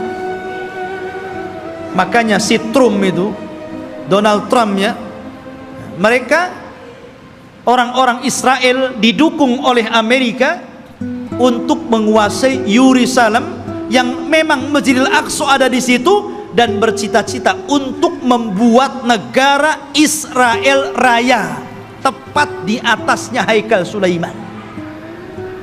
Alhamdulillah, negara kita tegas menolaknya, dan negara-negara yang lain juga tegas. Bukan hanya orang Islam, di luar Islam pun sebagian mereka menolaknya. Tapi yang jelas saya katakan, yang namanya Yahudi dan Nasrani itu akan sekongkol sampai pun ketika Malhamatul Kubra di akhir zaman, perang besar yang tidak ada perang setelahnya, tetap saja Yahudi dan Nasrani itu akan sekongkol melawan kaum muslimin, ya kan? Masyarul muslimin, sampailah ketika Sulaiman meninggal dunia, anak-anak Sulaiman ini mulai berebut kekuasaan, ya. Karena berebut kekuasaan, goncanglah Bani Israel. Sudah tidak ada raja lagi. Raja itu cuma 3 di zaman Bani Israel, Talut, Daud, dan Sulaiman. Setelah itu nggak ada raja lagi. Akhirnya mereka pun berpecah, satu demi satu berpecah. Lemahlah orang-orang Yahudi. Ketika mereka lemah inilah, maka bangsa-bangsa luar mulai menjajah orang-orang Yahudi. Lah dari situlah datang pasukan dari Irak, pasukan Babil, yang kemudian menghancurkan Yahudi, menawan mereka dan memperbudak mereka, dibawa ke Irak, sebagainya lari ke Mesir. Dan ketika muncul seorang perdana menteri yang kemudian menguasai Babil, namanya Bukhtun Nasr, dialah yang kemudian menghancurkan negeri Palestina sehancur-hancurnya dan merobohkan haikal Sulaiman. Hancur lebur. Orang-orang Yahudi ditindas, orang-orang Yahudi diperbudak oleh Bukhtun Nasr ini. Hancur semuanya. Sampai disinilah Taurat hilang, Alwah Taurat hilang. Orang-orang Yahudi bingung. Akhirnya sebagian mereka mulai merangkai Taurat, sehingga akhirnya dari surah kemudian campur tangan ucapan firman Allah dengan campur tangan ucapan manusia, mulailah muncul pada Taurat. Sehingga kemudian Taurat mulai berubah dari aslinya, yuharrifunal kalima an mawadi. Dari sinilah Yahudi tersesat, karena alwahnya Taurat, papannya hilang, berceceran kemana-mana. Karena Palestina dihancurkan Bukhtun Nasr. Lah ketika hancurnya Palestina ini, datanglah seorang nabi, namanya Uzair. Nabi Uzair, ya kan? Datang, kemudian melihat kehancuran Palestina yang luar biasa. Haikal Sulaiman roboh, kota Palestina hancur, orang Yahudi dibantai, orang Yahudi diperbudak di Babil, Irak, gitu kan. Maka dia berpikir, kaifa yuhyillahu ba'da mautiha, bagaimana Allah bisa menghidupkan kota yang hancur setelah dulu kota ini sangat ramai, sangat indah, sangat bagus. Akhirnya Allah subhanahu wa ta'ala menidurkan Nabi Uzair 100 tahun. Fa'amatahullahu mi'ata amin summa ba'athah. Maka kemudian Uzair pun ditidurkan Allah 100 tahun. Kemudian dibangkitkan seolah-olah baru tidur sejam 2 jam, karena ditidurkan di waktu duhur dan dibangunkan di waktu asar. Asar ke duhur cuma berapa jam saja. Disangkanya hanya 2-3 jam dia tidur, padahal dia sudah 100 tahun ditidurkan. Dan Allah bolak-balikan badannya sehingga badannya tidak hancur, dan Allah biarkan badannya muda terus, sehingga ketika 100 tahun dia dibangkitkan, orang sudah tua, dia masih muda. Orang udah janggutnya panjang-panjang, udah pakai tongkat bungku-bungku, dia masih muda saja. Maka ketika dia mencari rumahnya, ya namanya rumahnya ya tahu di mana. Rupanya rumah itu masih ingat di mana letaknya. Rupanya di situ ada nenek. Rupanya nenek ini dulunya bekas pembantunya, lebih muda jauh, tapi sekarang lebih tua jauh. Siapa kamu? Saya Uzair. Uzair dah mati 100 tahun, kau ngaku Uzair pula, kata. Mana buktinya kau Uzair? Akhirnya ditunjukkan bukti-buktinya. Kaget nenek ini. Oh, kamu ini tuan saya, kamu Uzair. Menyebarlah nama Uzair di Bani Israel. Maka orang pun menganggap Uzair itu anak Tuhan. Wa qalatil yahudu Uzair ibnullah wa qalatin nasara al-masih ibnullah. Berkata orang Yahudi Uzair itu anak Allah, berkata orang Nasrani al-Masih ibnullah, anak Allah. Karena Uzair masih hidup. Mereka katakan ini anak Allah, kalau bukan anak Allah nggak mungkin hidup selama ini dan masih muda. Dan ketika dia mencari puing-puing papan-papan Taurat, dia tidak tahu di mana letaknya. Maka Allah ilhamkan mampu menghafal Taurat dengan pemikirannya, sehingga orang-orang menyangka Musa saja membaca Taurat dari papan, dia membaca Taurat dari pikirannya, berarti dia adalah anak Allah. Orang Yahudi bilang Uzair anak Allah karena mampu menghafal Taurat. Tuh lihat, kenapa orang Islam tidak dikatakan anak Allah? Banyak orang yang hafal Quran. Anak kecil aja si Musa bisa hafal Quran. Kenapa enggak Musa anak Allah? Al-Quran itu luar biasa ikhwan. Semua bisa menghafal Al-Quran. Bisa Quran dihafal. Anak kecil bisa hafal Quran. Tapi enggak ada sejarah orang hafal Taurat. Enggak ada sejarah pastor hafal Injil. Enggak ada. Tapi Taurat dan Injil tidak bisa dihafal, tapi Quran bisa dihafal. Ini mukjizat. Quran itu bisa, walaqad yassarna Qur'ana lidzikri. Allah mudahkan Quran itu untuk diingat. Ma'asyiral muslimin rahimani wa rahimakumullah. Maka itu kisah Nabi Uzair. Akhirnya kemudian Yahudi pun ditindas. Maka setelah kemudian zaman Bukhtun Nasr berlalu, datanglah Persia menyerbu dan menang. Maka orang-orang Yahudi dikembalikan ke Palestina. Setelah itu datang Romawi dan memenangkan Persia. Akhirnya orang Yahudi diperbudak lagi. Sebagian mereka hijrah sampai ke Madinah.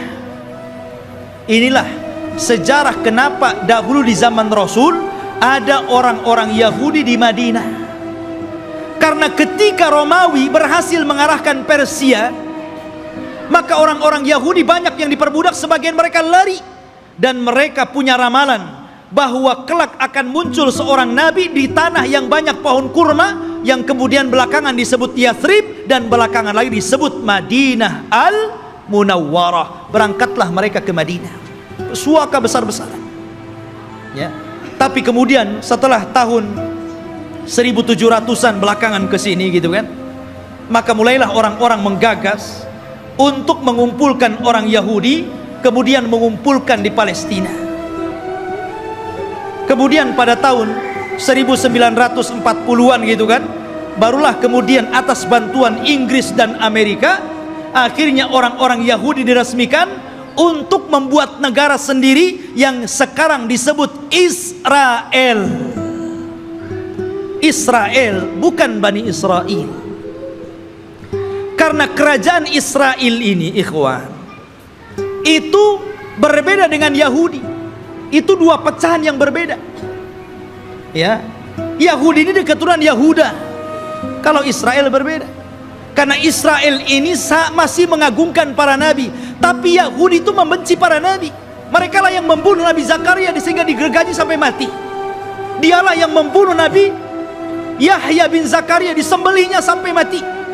Dia pula mengklaim sudah membunuh Nabi Isa bin Maryam dan mengatakan anak zina dan dibunuhnya.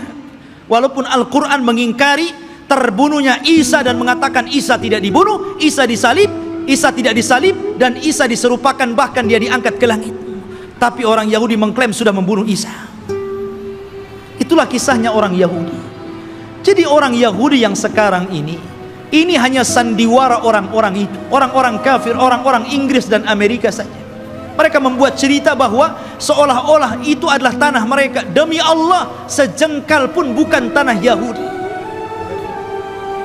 Bagaimana kemudian Donald Trump mengumumkan untuk memindahkan ibu kota Yerusalem sebagai ibu kota Israel dan akan mendirikan Israel Raya di atas Baitul Maqdis. Maka kita harus bangkit ya. Nggak bisa seperti itu. Satu jengkal pun mereka nggak punya tanah. Bagaimana mungkin kemudian mereka mengklaim ini tanah Yahudi? Dan di akhir zaman yang mereka ramalkan memang akan menjadi kenyataan. Mereka meramalkan setelah Haikal Sulaiman terbangun, maka akan diutus kepada mereka Imam Mahdi yang ditunggu-tunggu, namanya Dajjal. Dajjal itulah Imam Mahdi yang ditunggu-tunggu mereka. Makanya kita lihat simbol Zionis itu simbol mata. Karena Dajjal itu cuma satu matanya di sini. Makanya kemudian mereka menganggap bahwa itu Imam Mahdi mereka yang mereka tunggu. Makanya dalam Islam pun dibenarkan, karena kelak Dajjal itu akan diikuti 70.000 Yahudi Asfahan. Mereka akan mengikuti Dajjal. Tapi Dajjal tidak bisa diperangi oleh Imam Mahdi karena terlalu kuat, pengikutnya banyak. Makanya kemudian Imam Mahdi terkepung di sebuah bukit. Akhirnya mereka pun harus kemudian bersembunyi di Bukit Tur, sampai Allah turunkan kepada mereka Isa bin Maryam, dan itu cita-citanya Nasrani. Jadi Nasrani ini mereka meyakini bahwa Isa akan turun. Isa yang mereka yakini sudah disalib dan sudah dibunuh, kemudian dihidupkan kembali setelah 30 hari, kemudian diangkat ke langit dan akan diturunkan di akhir zaman. Ini Nasrani ngakui. Dan Nasrani mengakui bahwa Isa ini kelak akan membunuh Dajjal dan akan memimpin dunia, dan dunia akan dikuasai Nasrani. Padahal Isa turun hanya tugasnya membunuh Dajjal, mematahkan salib, membunuh babi, dan menegakkan hukum sesuai dengan hukum Imam Mahdi yang notabene mengikuti ajaran Islam.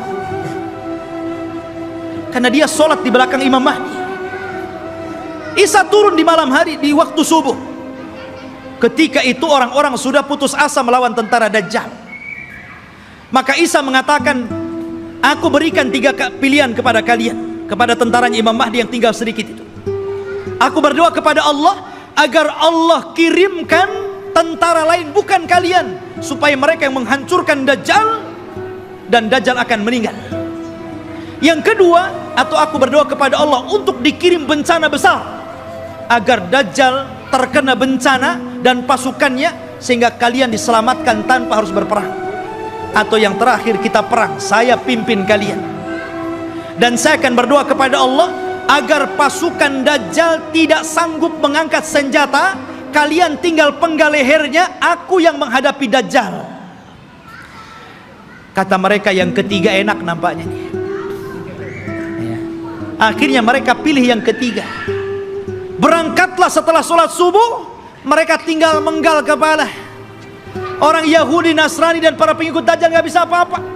Akhirnya mereka kalah, tunggang langgang, lari bersembunyi di batu. Batu bicara, hei ini Yahudi di belakang, bunuh dia. Lari di mana-mana, di setiap tempat dia sembunyi, makhluk Allah bicara di situ. Kecuali satu pohon yang tidak mau bicara, namanya pohon Gharqad. Hadis ini bocor kepada orang Yahudi, sehingga Yahudi nanam banyak-banyak pohon Gharqad di Israel. Tapi sayang kemarin kebakaran, nanam lagi dari awal. Ma'asyiral muslimin rahimani wa rahimakumullah, Gharqad ini gak mau ngomong ya. Makanya orang Yahudi, Gharqad ini bukan cemara, memang bentuknya kayak cemara, tapi cemara bukan Gharqad ya. Nanti antum pula lihat cemara ditebangnya, ini pohonnya Yahudi, nanti Yahudi sembunyi di sini katanya. Bukan, Gharqad lah, bukan cemara ya.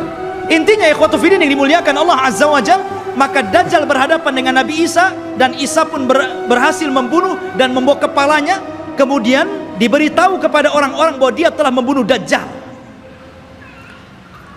Maka sebagian yang selamat dari orang-orang Nasrani kemudian beriman kepada Isa bin Maryam atas syariat Muhammad, sehingga Allah isyaratkan dalam Al-Quran, wa im min ahlil kitab illa la yu'minanna bihi qabla mautihi. Dan sebagian ahli kitab akan beriman kepada syariat Muhammad lewat Nabi Isa sebelum kematian Isa. Isa pun hidup selama 40 tahun. Di selang hidupnya inilah muncul fitnah yang lebih besar dibandingkan fitnah Dajjal. Fitnah apa? Munculnya satu kabilah yang bernama Ya'juj dan Ma'juj, dari keturunan Yafis ibn Nuh alaihi salatu wassalam. Satu kaum yang tidak bisa diperangi, tidak bisa dibunuh, pasukan mereka banyak, satu dari kita 999 dari mereka. Anda bisa bayangkan. Jadi kalau kita melawan mereka, jadi satu dari kita melawan 999 dari mereka. Bayangkan. Sehingga ketika Allah azab dengan mengutus ulat dan mereka mati semua dengan ulat tersebut, bangkai mereka rata, sehingga setiap satu jengkal di tanah ada bangkainya. Nabi Isa berdoa kepada Allah agar Allah bersihkan bangkai-bangkai mereka. Maka diutuslah burung pemangkai bangkai, tapi juga tidak habis semuanya. Maka Isa berdoa lagi agar diturunkan hujan dan banjir besar, akhirnya membawa jasad itu ke lautan dan menjadikan bumi kembali subur. Maka dari situlah mulailah berlangsung tanda-tanda alamat besar. Karena alamat besar itu kalau sudah datang, maka tasalsul akan terus berganti sampai kiamat dibangkitkan. Oleh karena itulah ikhwatu fiddin, inilah kisah Palestina dan Yahudi. Semoga menjadi pencerahan dan pengetahuan bagi kita. Semoga Allah subhanahu wa ta'ala mendoakan saudara-saudara kita yang ada di Palestina dan menggagalkan keinginan orang-orang kafir untuk menjadikan Yerusalem sebagai ibu kota Israel yang akan dibentuk sebuah negara Israel Raya. Mimpi mereka, tapi kita umat Islam tidak akan setuju dengan itu. Kita doakan terus agar saudara-saudara kita dimenangkan oleh Allah dan dihancurkan orang-orang kafir. Subhanakallah bihamdika asyhadu an la ilaha illa anta astaghfiruka wa atubu ilaik. Allahu ta'ala alam. Assalamualaikum warahmatullahi wabarakatuh.